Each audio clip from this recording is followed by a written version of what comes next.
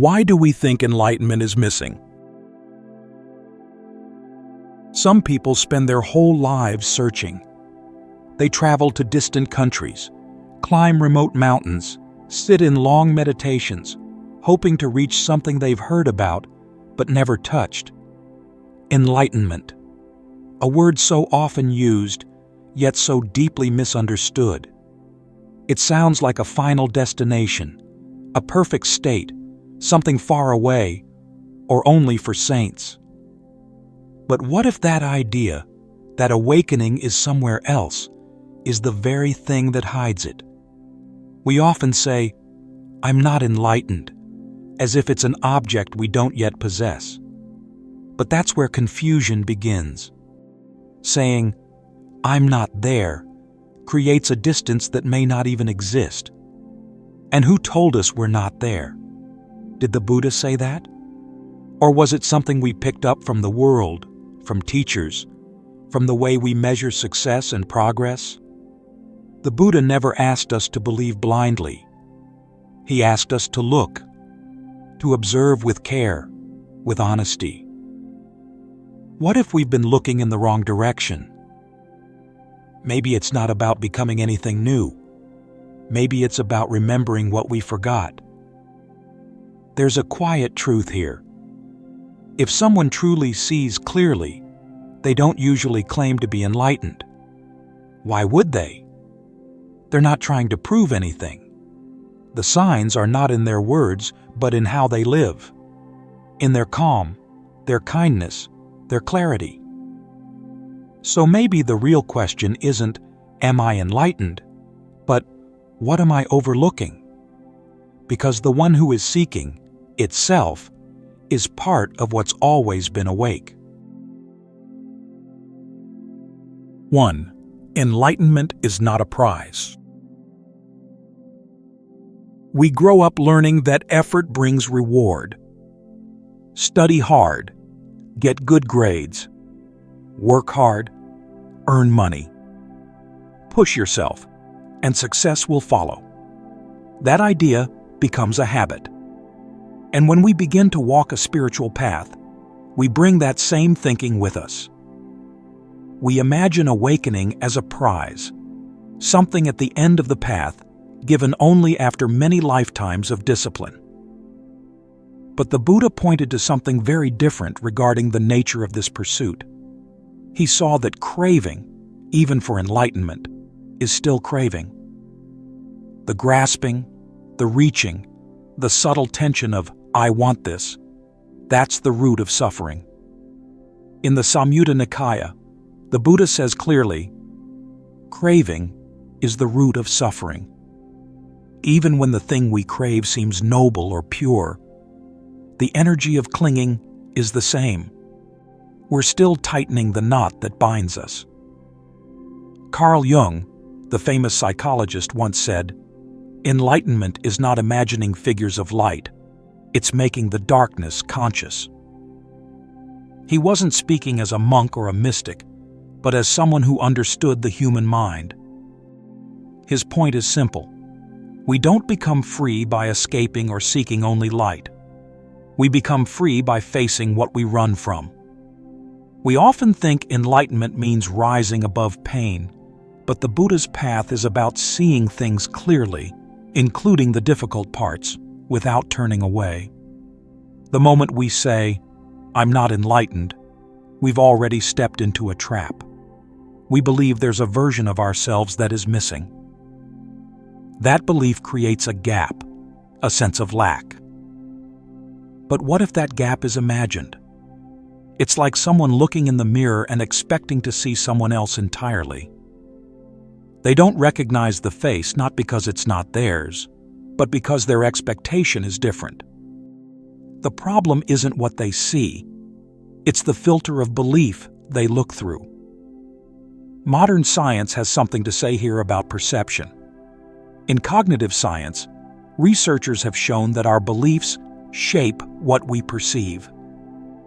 If we believe we're not enough, we'll find evidence to confirm it, even when it's not true. If we believe awakening is far away, then this moment will never feel like it's enough. The Buddha didn't teach us to live by belief. He taught us to see directly. He used a word, sanditthiko, which means directly visible, apparent here and now, not hidden in the future, not in another life, not in some special state attainable only by a few, but present in this very moment's potential for clarity. If we're not seeing it, perhaps we're looking past it, distracted by the noise of striving, expectations, and the deeply ingrained habit of seeking rewards outside of our immediate experience. The pursuit itself obscures the view. Enlightenment isn't a prize for effort. It's the seeing that arises when the effortful chase stops. 2. You already are what you seek. Imagine someone sitting on an old wooden chest in the corner of a dusty room. He's tired, poor, and always searching. Every day, he begs for coins to survive. He doesn't know that inside the chest he's sitting on is gold. Real gold. He walks past it, complains about his suffering, and dreams of a better life. But he never thinks to open what's already beneath him. This is how the Buddha often described our condition. Not as broken beings needing to be fixed or needing to acquire something new, but as people simply unaware of the richness already present within.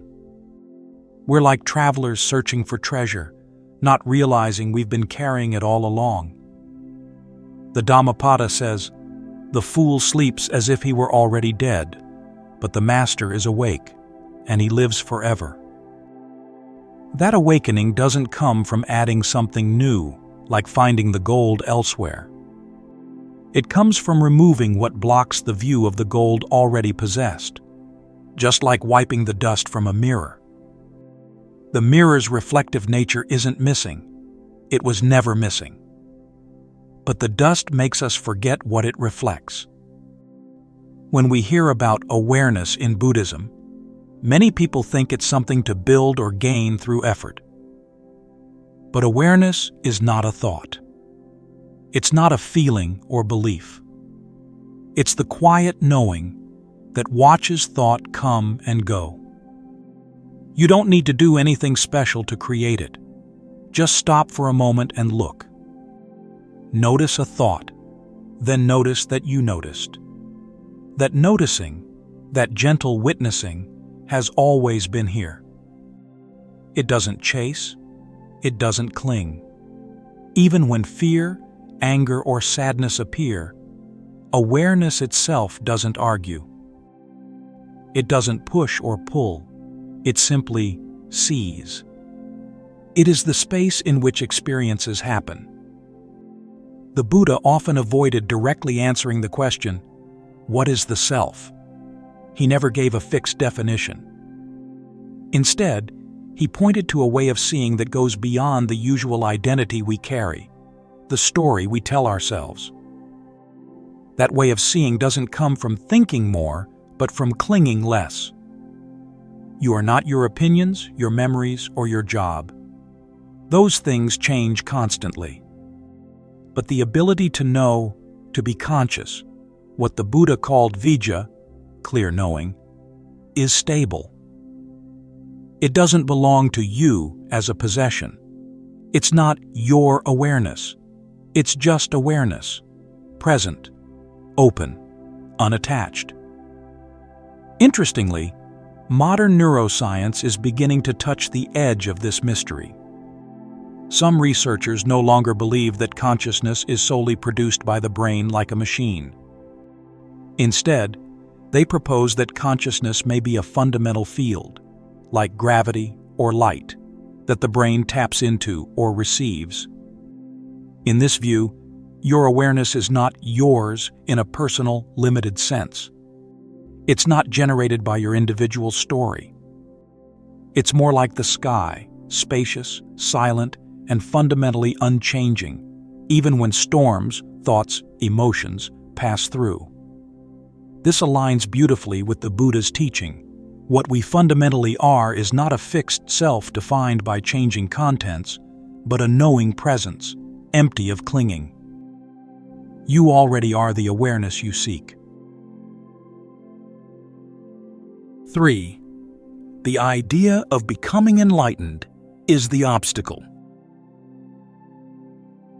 There's something strange about how the human mind works. We begin by wanting something true, something peaceful, something beyond the pain of everyday life. That's a beautiful wish. But after a while, the seeking itself can become another trap. When people first step onto a spiritual path, it often feels like a big change. We think we've left behind the race for money, success, or fame. We might even say, "I don't care about winning anymore. I care about truth." But here's the quiet danger. The same sense of me that used to want success now wants enlightenment. It's a small shift, but it matters. One of the Buddha's deepest teachings is this: even the thought, "I will become awakened," is still about I. And as long as we're holding tightly to this idea of ourselves, even a spiritual version of ourselves, it becomes harder to see clearly. The Buddha didn't say the self is bad or wrong. He simply showed that holding on to any fixed identity brings suffering. Even if that identity is a spiritual seeker or someone who will become enlightened someday. There's a story about a monk named Sati. He was very committed, very serious, but he made a mistake. He believed that consciousness was a kind of eternal soul, a permanent me that stays the same through everything. The Buddha gently corrected him. He said consciousness isn't one fixed thing. It depends on causes. It arises when we see, hear, feel, think, and it fades when those things end. Our sense of self is like that too. One moment we feel happy, then angry, then peaceful, then confused. Each feeling comes and goes. Is there really one solid me behind them all? Or is it more like a flame, always moving, changing, depending on fuel, but giving the illusion of being steady? Sati's mistake wasn't that he asked questions. The Buddha never stopped people from asking. The problem was that he held on too tightly to an idea about himself.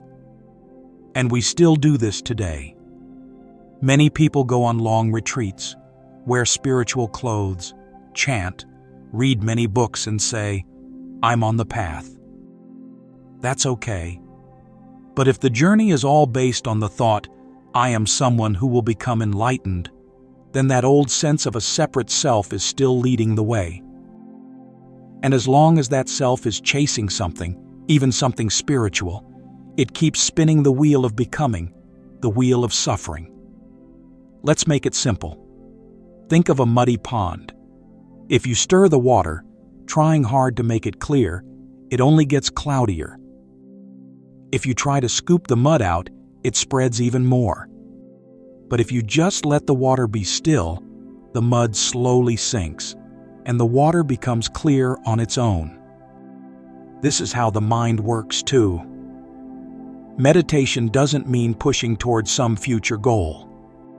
It's not about forcing the mind to be perfect. It's about letting go. When we stop grasping, stop stirring, even if it's for something good like insight, a natural clarity begins to appear. That clarity was always there. We just couldn't see it while we were too busy trying. 4. Awakening means seeing, not getting. Some people think enlightenment will be this big moment, like thunder in the sky or light exploding inside their mind. They wait for something huge, something that will finally make them feel perfect, peaceful, powerful.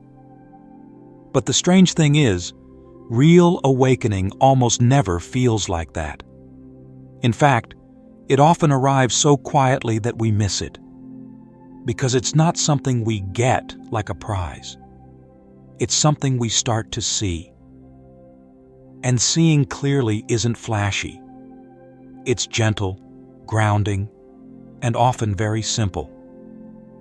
Zen Master Dogen once said, "Practice is enlightenment." That might sound strange at first. Isn't practice the path and enlightenment the goal? But what if that idea of separation is the very illusion the Buddha wanted us to see through? What if the moment you truly observe your breath, or listen to a bird without naming it, or feel sadness without trying to fix it, that moment is the taste of awakening?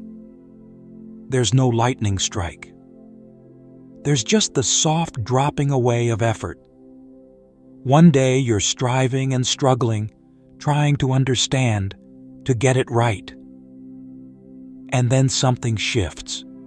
Not because you figured it out, but because for a moment, you stop reaching.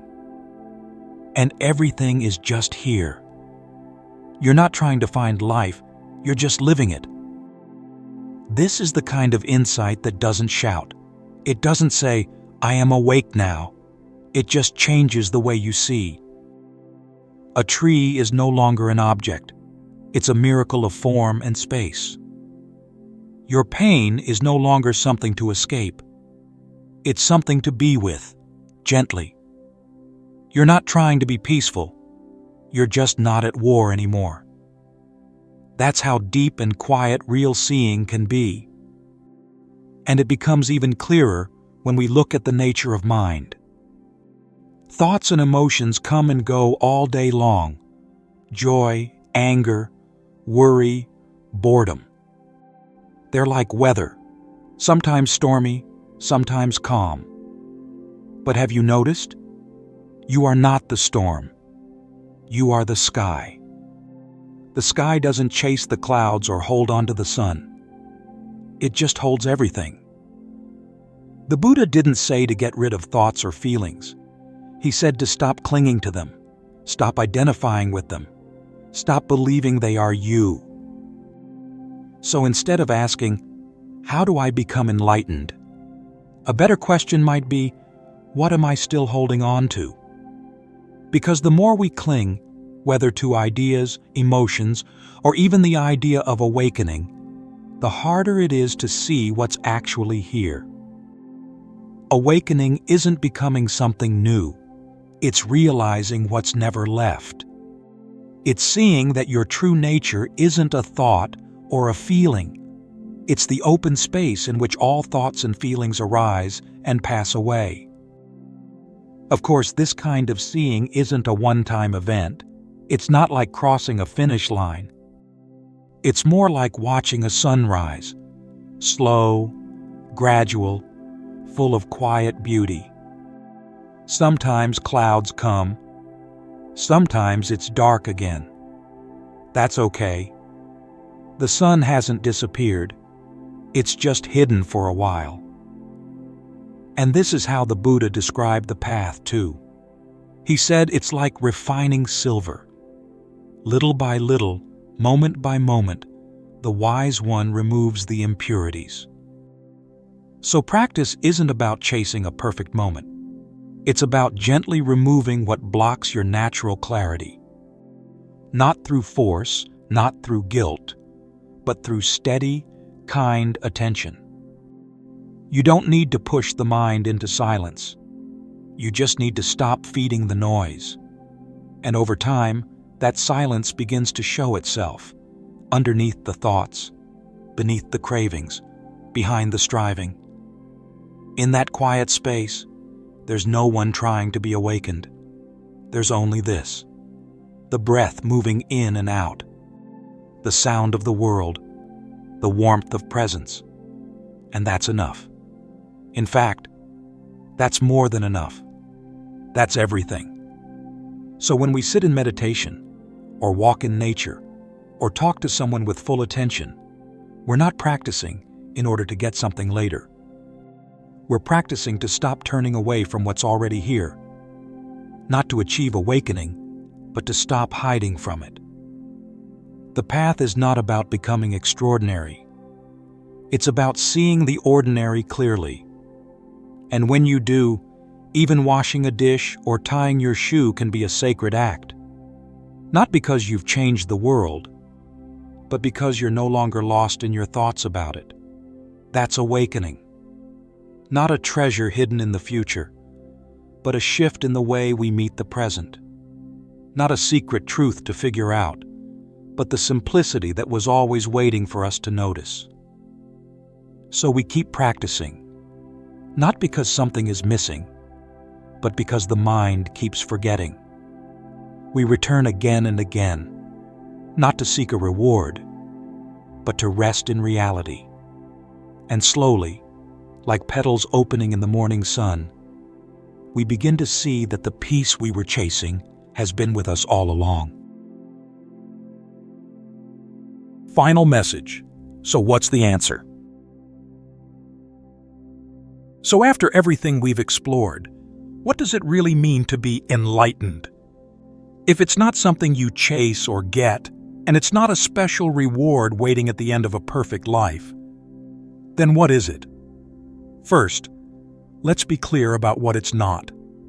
Enlightenment isn't about becoming some kind of superhuman or saint. It's not about floating above the world, always smiling, never feeling pain. And it's definitely not about escaping your problems or being better than others.